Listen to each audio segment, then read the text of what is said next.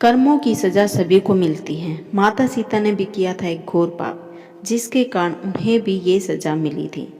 तो आज हम एक कहानी सुनाते हैं। रामायण की कथा तो सभी ने सुनी या पढ़ी होगी, जिसमें श्री राम और माता सीता के जीवन से जुड़े पहलुओं को दिखाया गया है। उन्हीं में से एक कहानी में बताया गया है कि कैसे मर्यादा पुरुषोत्तम श्री राम अपनी पत्नी सीता को एक धोबी की बातों में आकर अयोध्या छोड़कर जाने को कह दिया था। लेकिन क्या आपको पता है कि वो धोबी के रूप में जन्मा एक पक्षी था, जिसके श्राप की वजह से ही माता सीता को वन में भटकना पड़ा था। माता सीता को श्राप मिला था। आज हम आपको बताएंगे कि देवी सीता को किस पाप की सजा मिली जो उन्होंने वन वन में भटकना पड़ा। एक दिन सीता अपनी सहेलियों के साथ बगीचे में खेल रही थी। वहाँ उन्हें एक तोते का जोड़ा दिखाई दिया जो बहुत ही खूबसूरत था।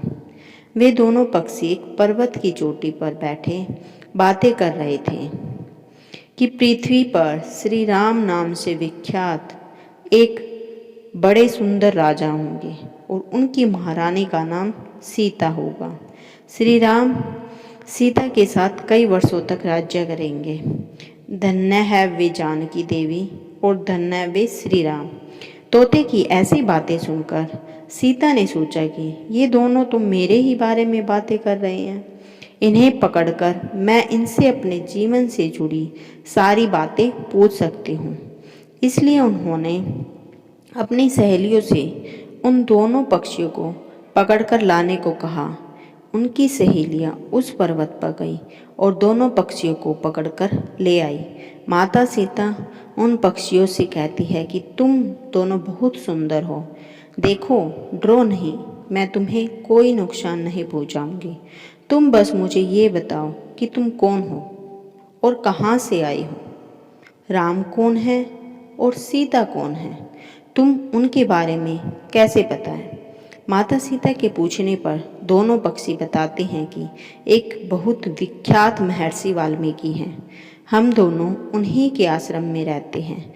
महर्षि ने रामायण नाम का एक ग्रंथ लिखा है, जिसका पाठ उन्होंने अपने शिष्यों को भी कराया है। उन पक्षियों ने सीता को ये भी बताया कि इस ग्रंथ में महर्षि वाल्मीकि ने बताया है कि महर्षि ऋष्यशृंग के द्वारा किए गए पुत्रेष्टि यज्ञ से प्रसन्न होकर भगवान विष्णु, राम, लक्ष्मण, भरत और शत्रुघ्न ये चार मानव शरीर धारण कर पृथ्वी पर जन्म लेंगे और बड़े होने पर श्री राम महर्षि विश्वामित्र और अपने छोटे भाई लक्ष्मण के साथ हाथ में धनुष लिए मिथिला आएंगे और शिवजी के धनुष को तोड़कर सीता से विवाह करेंगे। फिर उस पक्षी के जोड़े ने कहा, हे सुंदरी, हमने तुम्हें सब कुछ बता दिया, अब हमें छोड़ दो, हम जाना चाहते हैं। पक्षियों की बातें सुनकर माता सीता के मन में भी और बातें जानने की इच्छा हुई। उन्होंने उन दोनों से पूछा, राम कहाँ होंगे और वे किसके पुत्र हैं, कैसे वो मिथिला आकर जानकी से विवाह करेंगे। नर तोता बोला, श्री रामचंद्र का मुख कमल के समान सुंदर, नेत्र बड़े बड़े और खिले हुए, नासिका ऊंची, पतली भुजाएं घुटनों तक, गला शंख के समान होगा। मैं उनका क्या वर्णन करूं, जिनके गुणों का बखान 100 मुख वाला भी नहीं कर सकता। दोनों पक्षी कहते हैं कि जानकी देवी धन्य है, जो जल्द ही रघुनाथ जी की पत्नी बनकर उनके साथ कई वर्ष तक राज करेंगी। लेकिन तुम कौन हो। पक्षियों की बातें सुनकर सीता ने कहा कि तुम जिस सीता के बारे में बातें कर रहे हो वो मैं ही हूँ। माता सीता उन्हें कहती है, मैं तुम दोनों को तब तक ही छोड़ूंगी जब श्री राम यहाँ आकर मुझसे विवाह करेंगे। तब तक तुम दोनों आराम से मेरे घर में रह सकते हो। ये सुनकर माता तोता जानकी से कहती है कि हम वन के पक्षी हैं, हमें घर में सुख नहीं मिलेगा। मैं गर्भवती हूँ, मुझे जाने दो, मैं अपने स्थान पर जाकर बच्चे पैदा करूँगी। आप चाहे तो उसके बाद फिर से यहाँ आ जाऊँगी। उसके कहने पर भी सीता जी ने उसे नहीं छोड़ा। तब उसके पति यानी नर तोते ने कहा, सीता, मेरी पत्नी को छोड़ दो, वो गर्भवती है। जब ये बच्चे को जन्म दे देगी तब उसे लेकर मैं फिर तुम्हारे पास आ जाऊँगा। तब माता सीता ने कहा, तुम आराम से जा सकते हो, लेकिन ये मुझे बहुत पसंद है, तुम घबराओ नहीं, मैं इसकी अच्छे से देखभाल करूंगी।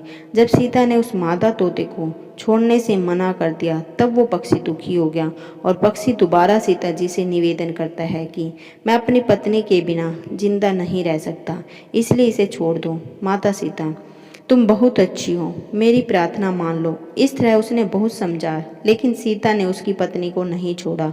तब मादा पक्षी ने क्रोध में सीता को श्राप दिया कि अरे, जिस प्रकार तू मुझे इस समय अपने पति से अलग कर रही है, वैसे ही मुझे तुझे भी स्वयं गर्भवती की अवस्था में श्री राम से अलग होना पड़ेगा। कुछ दिन बाद पति से बिछड़ने के दुख में मादा पक्षी के प्राण निकल गए। पत्नी की मौत हो जाने पर नर पक्षी दुखी हो गया। फिर वो सीता जी से बोला कि मैं मनुष्य से भरी श्री राम की नगरी अयोध्या में जन्म लूंगा और मेरे ही कारण तुम्हें पति के वियोग का दुख उठाना पड़ेगा। और ये कहकर वो वहाँ से उड़ जाता है। कुछ साल बाद उसका जन्म अयोध्या में धोबी के घर हुआ। उस धोबी के कारण ही सीता जी का अपमान हुआ। उन्हें अपने पति श्री राम से अलग होना पड़ा। उस तोते का श्राप ही सीता जी के पति श्री राम से बिछड़ने का कारण बना। इसलिए जब माता सीता गर्भवती थी तो उन्हें भी पति से दूर वन में रहना पड़ा था। आपने अक्सर लोगों को कहते सुना होगा कि हमारे कर्मों का फल हमें यही मिलता है। इस कहानी से ये बात सिद्ध भी हो जाती है कि कर्म के फल से कोई भी नहीं बच सकता, फिर चाहे वो भगवान राम हो या सीता, सभी को अपने कर्मों का फल भोगना पड़ता है। इसलिए हमेशा अच्छे कर्म करते रहना चाहिए, किसी का दिल नहीं दुखाना चाहिए। जब हम किसी के साथ बुरा करते हैं तो हमारे साथ भी बुरा ही होता है। तो दोस्तों, ये कहानी आपको कैसी लगी कमेंट बॉक्स में ज़रूर बताइएगा, और इस कहानी से आपको क्या सीख मिली वो भी कमेंट बॉक्स में ज़रूर लिखना। जय श्री राम। वीडियो पसंद आने पर लाइक, शेयर, सब्सक्राइब करना मत भूलना। वीडियो देखने के लिए आपका तहे दिल से धन्यवाद।